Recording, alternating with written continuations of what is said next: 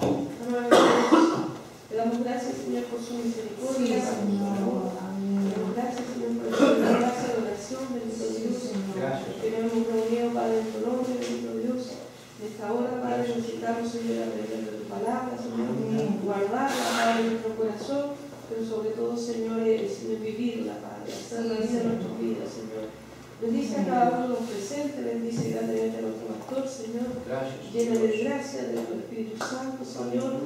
Bendiga, Padre Celestial, a los que han de venir, Señor, abre los pasos, Padre, para que todo sea, Señor, conforme a tu voluntad. La gloria y la honra te pertenecen para tu misericordia. Amén. Amén. Amén. Muy bien. Gracias por estar a la hora acá. Bienvenidos todos. Estamos tratando el tema de a la imagen de Cristo. Vimos antes que Dios hizo al hombre a su imagen y semejanza. Esa imagen tiene que ver con la parte espiritual, moral y racional del ser humano. Eso se perdió. Lamentablemente eso se perdió con la caída, con la entrada del pecado. Esa imagen se perdió. El hombre murió espiritualmente, su moralidad fue corrompida por el pecado y su libre albedrío también se perdió porque el ser humano se hizo esclavo del pecado. Ya no puede hacer lo que quiera, sino que hace lo que su naturaleza pecaminosa le indica hacer. Es esclavo de esa naturaleza. Ahora, la nueva imagen en Cristo nos libera de esa naturaleza pecaminosa, nos da la naturaleza de hijo de Dios. Eso dice Juan: a todos los que le recibieron, Dios les dio potestad de ser hechos hijos de Dios. Ahora somos hijos de Dios, pero a la vez somos siervos de Jesucristo. Así que tampoco podemos hacer lo que queramos, porque ahora le debemos perfecta obediencia a Cristo. Entonces el ser humano o es esclavo del pecado y hace lo que su naturaleza pecaminosa le indica, o es siervo de Cristo y hace lo que la naturaleza de Cristo le indica. Estamos en esa situación. Lo que quiero que veamos hoy día es este otro tema, y es la mente de Cristo. Los creyentes como partícipes de la mente de Cristo. Y vamos a leer en 1 Corintios capítulo 2, 1 Corintios capítulo 2, versículos 14 al 16. 1 Corintios capítulo 2 y versículos 14 al 16. Ronnie, por favor, ¿tienes? Pero el hombre natural no percibe las cosas que son del Espíritu de Dios, porque para él son locura, y no las puede entender, porque se han de discernir espiritualmente. En cambio, el espiritual juzga todas las cosas, pero él no es juzgado por nadie, de nadie. Porque ¿quién conoció la mente del Señor? ¿Quién le instruirá?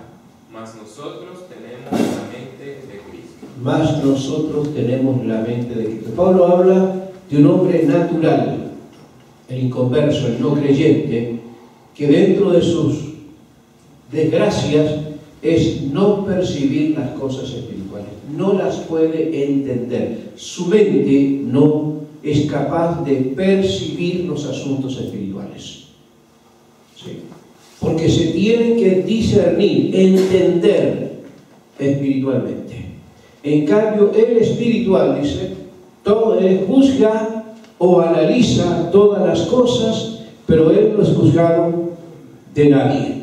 ¿Quién conoció la mente del Señor? ¿Quién le instruirá? Más nosotros tenemos la mente de Cristo. Nosotros, los creyentes, tenemos la mente de Cristo. La pregunta que yo hago: ¿qué significa tener la mente de Cristo? Significa que pensamos como Dios, que tenemos la omnisciencia de Dios, que podemos ser tan hábiles y tan sobrenaturales que pensamos igual a Dios. ¿Qué significa tener la mente de Cristo? ¿Qué les parece? Ok. ¿Alguna idea? Como el libre albedrío, una cosa es como hacer lo bueno, eso es posteriormente, como querer hacer lo bueno como él. ¿Ya? Siempre... Querer hacer lo bueno como Cristo, ¿sí? ¿Bien? ¿Bernarda? Bueno, nosotros todos los días tenemos unas luchas que en relación a sujetar nuestros pensamientos a la obediencia de Cristo. A la obediencia a Cristo. ¿Sí? Y mirar también a propósito de Cristo es para los almas, mirar y ver el estado de las personas que necesitan. Correcto, muy bien. Francisco. Yo creo que se basa también en el hecho de que nosotros tenemos a Cristo en nuestro corazón, ¿Ya? viviendo en nosotros. Y como dice Gálatas, ya no vivo yo, como dice Pablo, sino vive Cristo en mí. Entonces supongo yo, asimilo eso, que Cristo en nosotros renunciamos a lo que nosotros pretendemos hacer o lo que pensamos hacer, ya sea en lo natural, ahora en lo físico, llamémoslo así. Entonces, como Cristo vive en nosotros, tenemos a Cristo en nuestro corazón, en base a eso seguimos una vida cristiana. Ya, muy bien, Sori.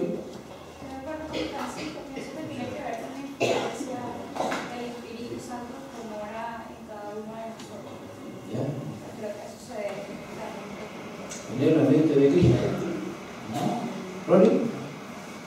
Sí, yo también pienso que esa es más o menos la intención o la idea que nos quiere transmitir este pasaje. El hecho de que ya el Espíritu Santo more en nosotros nos da esa semejanza a Cristo y esa semejanza es integral. La mente también está allí incluida dentro de todas las cosas. Digamos, tenemos la capacidad, no sé si es la palabra, de parecernos a Cristo cada día. De parecernos a Cristo. En la Biblia la palabra mente, el griego nous, es sinónimo de corazón, mente, corazón. Son sinónimos, ¿no? Y es la sede de los pensamientos e ideas que determinan conductas. La mente determina conducta, el corazón, la mente, determina conductas. Todos nuestros comportamientos, el ser humano hace lo que su mente le indica. Al hablar de mente se habla no solo de pensamiento, sino de comportamiento. Todo lo que nosotros hacemos, repito, está determinado por lo que pensamos. ¿Sí? No hay un divorcio entre lo que pensamos y lo que hacemos. Lo que hacemos es lo que pensamos. El hombre natural se comporta como una persona natural y conversa. No puede percibir a Dios, por lo tanto todo su comportamiento es ajeno a la voluntad de Dios. No puede. Su corazón está separado de Dios, está cerrado a la revelación divina, porque es un hombre natural. Por lo tanto, todo su comportamiento, su conducta, es de acuerdo a lo que su mente determina. La mente determina lo que hacemos. Lo que nos parece bien, o lo que nos parece adecuado, lo que nos parece, eso hacemos. Somos resultado de lo que pensamos. Por eso el espiritual, lo que decíamos recién, el espiritual, dice Pablo, todo lo juzga, lo analiza. Analiza todas las cosas, porque tiene la capacidad de distinguir entre lo bueno y lo malo. No así el inconverso, no tiene esa capacidad. Dios nos ha despertado una mente capaz de separar lo bueno de lo malo. El espiritual todo lo juzga, todo lo analiza, todo lo discierne. Pero él a su vez dice, no es juzgado por nadie, no es condenado por nadie, porque tiene un comportamiento que no da lugar a la crítica. La mente está relacionada con el comportamiento. Generalmente cuando se habla de la capacidad de juzgar, la mayoría dice no, pero nosotros no tenemos la facultad para juzgar. Hay una gran diferencia, ¿no? Porque lo que no tenemos es capacidad para condenar, pero sí para juzgar, para analizar lo que es malo. Sí. Eso es el significado de la palabra juzgar. Exacto, juzgar situaciones, se distingue y juzgar. ¿Qué significa entonces tener la mente de Cristo? Nosotros tenemos la mente de Cristo, por favor. Hay dos grandes ideas. Significa que el creyente es una persona espiritual capaz de juzgar, analizar todas las cosas. En eso tenemos la mente de Cristo. Dios ha despertado nuestro entendimiento para saber analizar todas las cosas y saber distinguir claramente lo bueno de lo malo. En ese sentido hay una mente de Cristo. Cristo jamás hizo lo malo, porque su mente sabía claramente lo que debía de hacer y lo que no debía de hacer. Hay una gran diferencia entre el natural y el espiritual. El espiritual todo lo juzga, distingue con claridad lo bueno de lo malo. A la luz de la palabra sabe lo que es conveniente de lo que no es conveniente. Pablo decía, todo me es lícito, pero no todo conviene.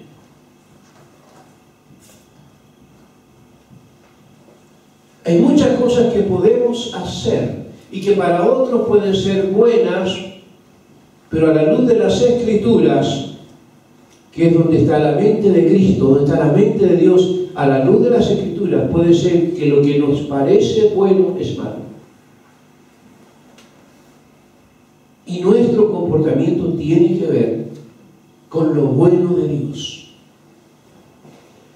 Tiene la capacidad de discernir los asuntos espirituales y entender la voluntad de Dios. Se rige por principios divinos. Una persona que tiene la mente de Cristo ya no se rige por sentimientos y emociones, se rige por principios divinos. El ser humano natural, sus emociones, sus sentimientos son quienes le guían. Pero puede ser que sus sentimientos sean malos y va a ser lo malo. El libro de Jeremías, capítulo 17, dice: engañoso y perverso más que todas las cosas es el corazón. El ser humano, el creyente, no se rige por sentimientos, sino por principios. Hay principios establecidos en la palabra. Dios ha trazado el camino para los creyentes. Entonces el hombre espiritual juzga entre lo que es un sentimiento y lo que es un principio. Busca la voluntad de Dios y hace lo que es la voluntad de Dios, aunque no lo sienta. Eso es tener la mente de Cristo. El hombre natural no percibe esto. No los puede entender, porque se tienen que discernir espiritualmente. En cambio, el espiritual todo lo juzga, distingue claramente lo que es de Dios de lo que no es de Dios, lo que agrada a Dios de lo que no agrada a Dios, lo que es la voluntad de Dios de lo que no es la voluntad de Dios.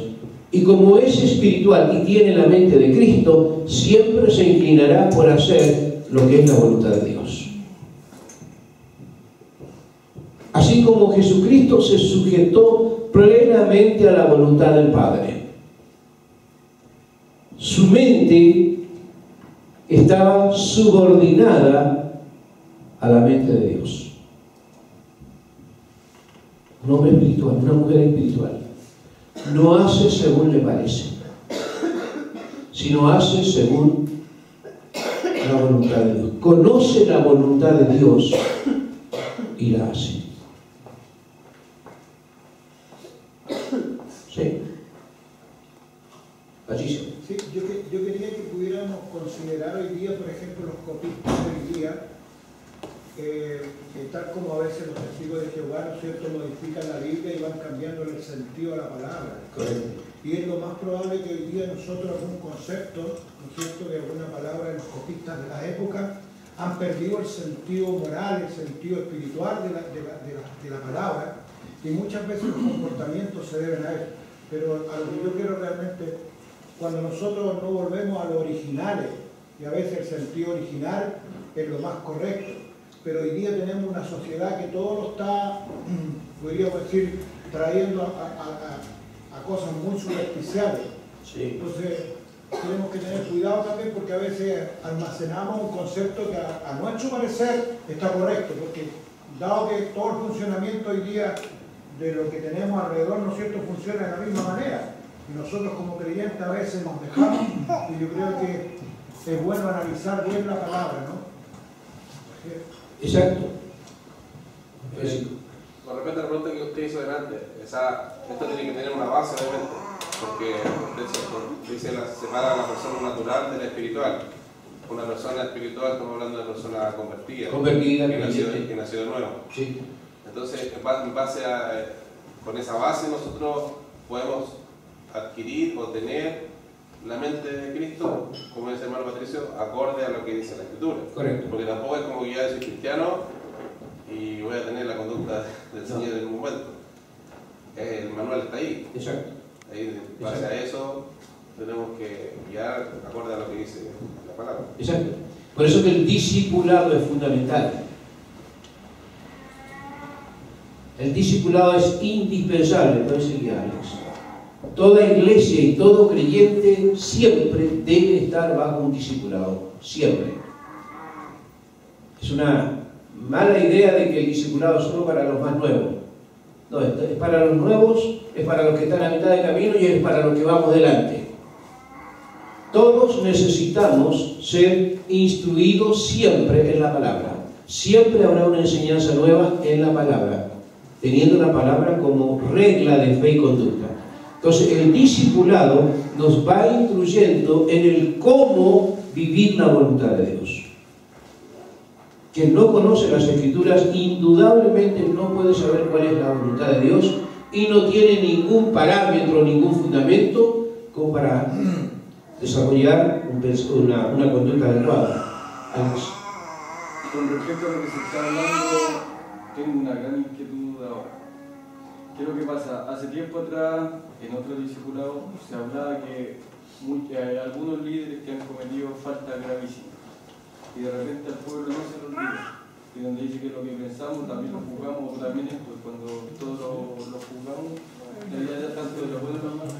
Y algo que me pasa a mí, y algo que yo creo que le puede pasar a otras personas, de que cuando vemos que este líder cae en una falta, después como difícil, yo sé que Dios lo puede seguir usando, pero es como difícil que a uno le entre esa palabra, como que está ese recuerdo de esa situación. Y no sé si está bien o está mal seguir recordando esas cosas, no sé, pero frente a este tema se me vino eso a la mente. A ver, el problema ahí, y creo que va a pasar siempre, que cuando tenemos al frente a un líder, un pastor, un líder, esperamos que esa persona sea ejemplar, sea lo que se supone que debe ser, una persona digna de ser imitada, de ser seguida. Ahora, cuando ese líder cae en falta grave, indudablemente va a perder credibilidad. Va a perder credibilidad. Puede ser que se arrepiente y Dios le perdone. Dios le perdona, pero a veces nosotros no. Queda la consecuencia. A veces nosotros no le vamos a perdonar, aunque Dios le perdone. Ahora, tenemos que aprender a perdonar. Tenemos que, si el Señor le perdonó y esa persona se arrepintió genuinamente y el Señor le perdonó, tenemos que hacerlo. Tenemos que ser capaces de perdonar. Eso no significa olvidarnos de la ofensa, significa tratarle como si nunca hubiese fallado. Eso es restaurarle. Si alguno ha pecado, usted que es espiritual, restaure, le dice Gálatas 6. Es decir, tenemos que esforzarnos para que nuestros sentimientos no sean adversos y ayudar a ese hermano que cayó para que vuelva al sitial donde estuvo antes de caer. Y tenemos que orar que el Espíritu Santo nos ayude a perdonar. Me permito decir algo que hay, y es mi parecer, hay casos donde si un pastor cae en falta moral, Dios le va a perdonar, la iglesia le va a perdonar, pero a mí me parece que ese pastor no puede seguir siendo pastor.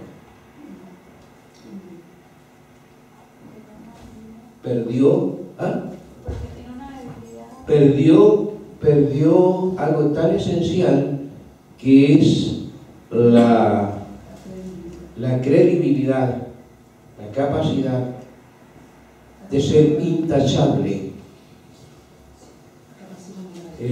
Pablo dice: el que anhela obispado, buena obra desea, pero debe ser irreprensible. Perdió la irreprensibilidad. Entonces siempre habrá alguien que le va a señalar con el dedo. Siempre.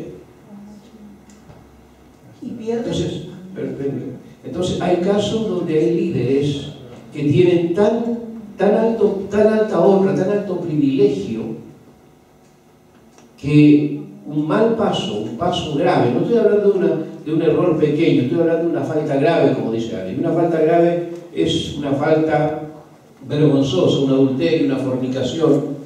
Eso inhabilita al pastor. Lo inhabilita. Y va a caer, aunque Dios lo va a sanar, lo va a salvar, lo va a restaurar, pero él en sí mismo perdió credibilidad. Entonces, es algo que tenemos que tener mucho cuidado. Siempre recuerdo el ejemplo, bueno, ustedes muchos no le alcanzaron a conocer tal vez, pero hace 20 años atrás, al menos, cayó en falta un gran hombre de Dios, Jimmy Swaggart. Un tremendo evangelista, un hombre a que Dios usaba en todo el mundo prácticamente. Millares de personas fueron salvas. Un hombre a quien Dios usó con mucho poder, con mucha autoridad. Pero este hermano tenía algo reservado en su corazón, un pecado de seducción, y cayó en falta moral. Fue sorprendido por una prostituta. Una asamblea de Dios de Norteamérica. Se le llamó a disciplina y se le exigió 2 años sin ministerio. Esa fue su disciplina. 2 años sin ministerio. Hasta que se restauró. Él no aceptó la disciplina y se separó, se independizó. Hoy día tiene su iglesia, si usted ve en YouTube, por ahí está Jimmy Swaggart, un anciano ya de unos 70 años, yo creo. Tiene una congregación bonita, un templo bonito, unas 3.000 personas, pero nunca más volvió a ser lo que fue. Nunca más. No me cabe duda que es salvo, que Dios lo usa, pero nunca más volvió a ser el hombre que Dios levantó. Pierde autoridad también en el día. Pierde autoridad. Pierde autoridad. Y para con Dios también, aunque lo salva, lo perdona, pero no lo vuelve al sitial que tenía. No lo vuelve al sitial. Cuando un líder, Sí. Sí. cuando pasa esto, también se dan 2 cosas. Si uno, el Señor le ha llamado, le ha honrado, porque es el Señor el que llama, usa la iglesia para respaldar el ministerio, pero es el Señor el que llama. Entonces, si uno tiene debilidades, como todos los seres humanos, hay que pedir ayuda. El gran problema de muchos líderes, de muchos cristianos, como los ángeles, es que no piden ayuda a tiempo. Entonces intentan solo resolver el problema y no se puede. Y al no pedir ayuda, no resolver el asunto, también estamos mirando el menos ordenado que viene más. Entonces ahí es donde se produce este tremendo quiebre y obviamente Dios no va a restaurar. Tener la mente de Cristo es discernir entonces todos los asuntos, partiendo de las Escrituras. Pablo dice a Timoteo: toda Escritura es inspirada por Dios y útil para enseñar, redarguir, corregir, amonestar, y podemos sumar muchas de esas situaciones, a fin de que el hombre de Dios sea enteramente preparado para toda buena obra. La mente de Cristo tiene que ver con un comportamiento semejante al de Cristo, un comportamiento, una conducta diaria de acuerdo a la voluntad de Dios. Significa también que el creyente puede desarrollar una santa e irreprochable manera de vivir. El espiritual no es juzgado o condenado por nadie. Por eso decía, cuando cometemos faltas graves, siempre habrán de señalándonos. Aún la propia familia puede ser que nos condene. Son muchos casos, por lo menos lo que yo sé, de pastores que ni su esposa ni sus hijos le siguen, porque ellos han visto cosas que tal vez los demás no han visto. Violencia al interior de la familia, y eso provoca desaliento en los hijos. Y no van a seguir a su papá pastor porque han visto una incoherencia entre lo que representa y lo que es en casa. O esposas que son maltratadas, abusadas o violentadas por su esposo pastor. Esa mujer no lo va a seguir. Entonces, hay alguien que le condena. Tiene conductas dignas de Cristo, porque tiene una mente controlada por el Espíritu.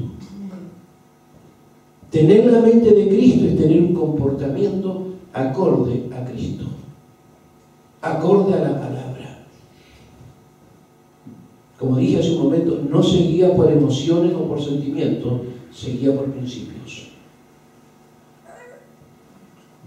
Su accionar, su comportamiento está determinado por la voluntad de Dios. Hace lo que él sabe que es la voluntad de Dios. Santiago dice: el que sabe hacer lo bueno y no lo hace, es pecado. Dios le considera pecado, ¿no? Efesios, quiero citar esto, Efesios 4, 17 al 24. Esto pues digo y requiero en el Señor, que ya no andéis, o que no se comporte como los otros gentiles que andan en la vanidad de su mente, teniendo el entendimiento entenebrecido, ajenos de la vida de Dios por la ignorancia que en ellos hay, por la dureza de su mente, corazón, los cuales después que perdieron toda sensibilidad, todo tiene que ver con la mente, se entregaron a la lascivia. La palabra lascivia es la palabra griega para desorden, una vida desordenada, sin límite. Eso es lascivia, una vida sin frenos, desenfrenada. Lascivia, para cometer con avidez toda clase de impureza. Mas vosotros no habéis aprendido así a Cristo, si en verdad le habéis oído y habéis sido por él enseñado, conforme a la verdad que está en Jesús, en cuanto a la pasada manera de vivir, despojados del viejo hombre, que está viciado conforme a los deseos engañosos, y renovados en el espíritu de vuestra mente,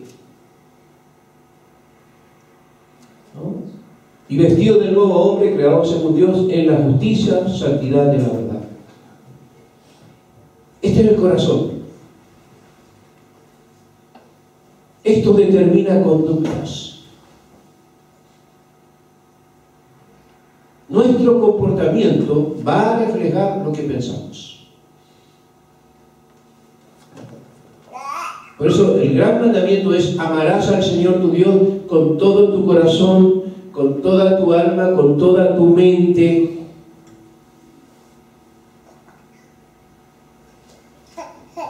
Hay hermanos que dicen que no podemos adorar al Señor con la mente, sino con el corazón. Incluso se canta por ahí, no le adoro con la mente, le adoro con el corazón.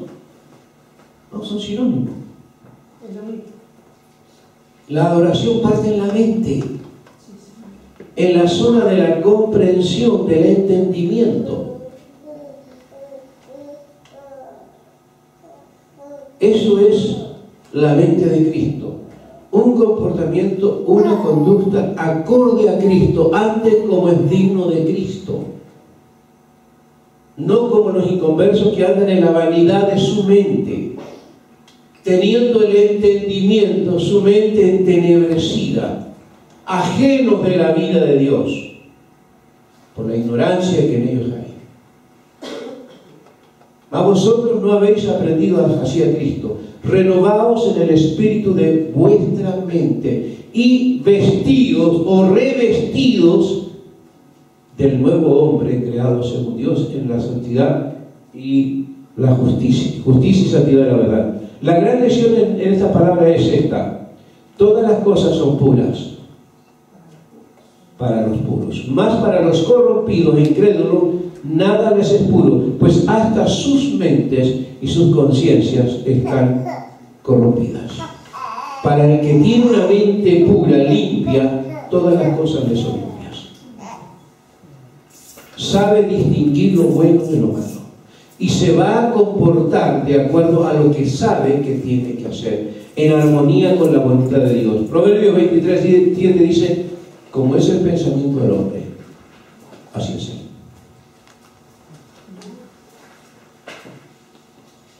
Conducta, comportamiento, de acuerdo a la voluntad de Dios, de acuerdo a los principios divinos. El que ignora las Escrituras no puede saber cuál es la voluntad de Dios en todos los asuntos. El que conoce la voluntad, el que conoce la palabra, conoce la voluntad de Dios.